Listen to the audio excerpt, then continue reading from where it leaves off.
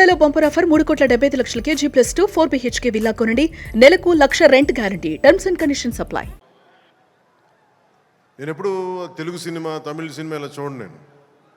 నేను Indian cinema అనుకుంటాను ఎప్పుడు. నేను భారతీయ చిత్ర పరిశ్రమ అనుకుంటాను తప్ప ఈ తెలుగు, తమిళ్ లేదంటే హిందీ ఇట్లా అనుకోని ఎప్పుడు.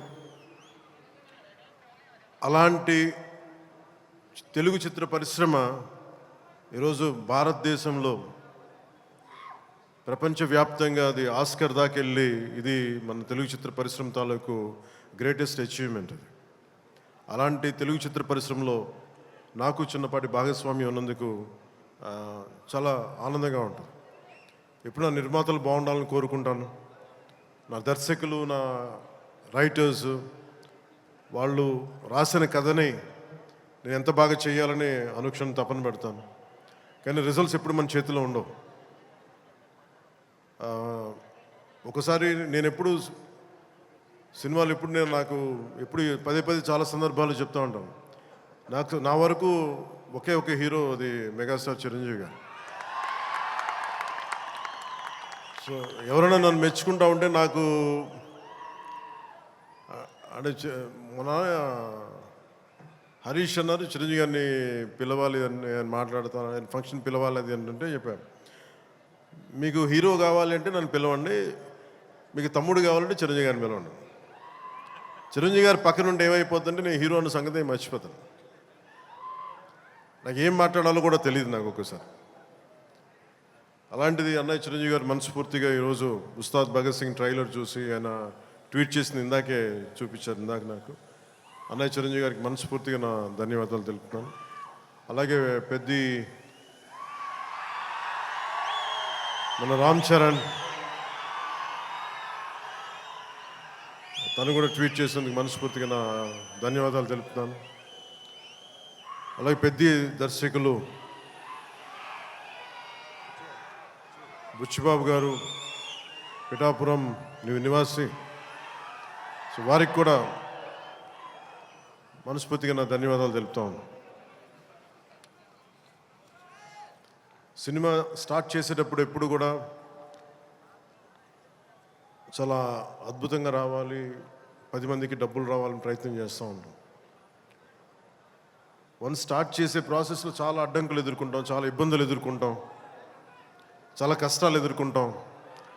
ఒకసారి సినిమా విజయం కొంచెం అడ్డు అందరికి ఇబ్బందిగా ఉంది, కొంచెం మీరు దయచేసి పక్కన కొంచెం పక్కన.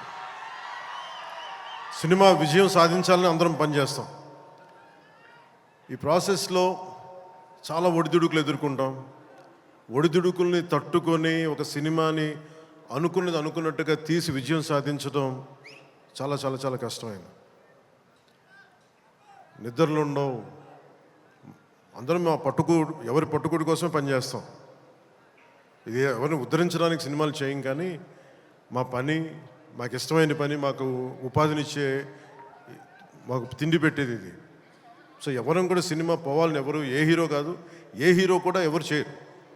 అందరూ బాగుండాలని చేస్తారు, కానీ అన్నిసార్లు పరిస్థితులు అనుకూలించు.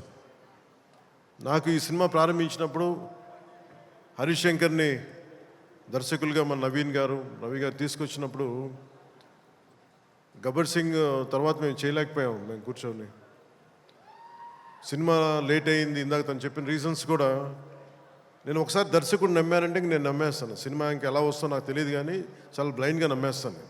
ఏం చేయమంటే చేస్తాను. సో తను అనుకున్న ఒక కథను తీసుకొచ్చారు, దాన్ని పూర్తి స్థాయిలో ముందుకు వెళ్ళలేకపోయాం. చిన్న కథ మారింది, మధ్యలో కోవిడ్ వచ్చింది. వీటన్నిటి మధ్య పాలిటిక్స్కి వెళ్ళాం.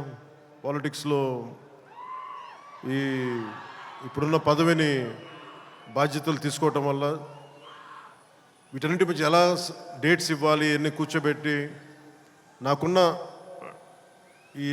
మన ఈ విధులకి ఇబ్బంది కలగకుండా ఎలా చేయాలనేది రాత్రి పగలు కూర్చొని చాలా తక్కువ టైంలో చేశాను.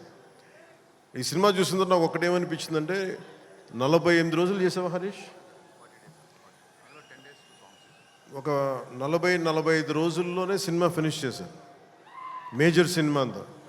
అది కూడా కరెక్ట్గా చెప్పాలంటే రోజుకి నేను పొద్దున ఒక 2-3 గంటలు, సాయంత్రం ఒక 3 గంటలు అలా పనిచేశాను.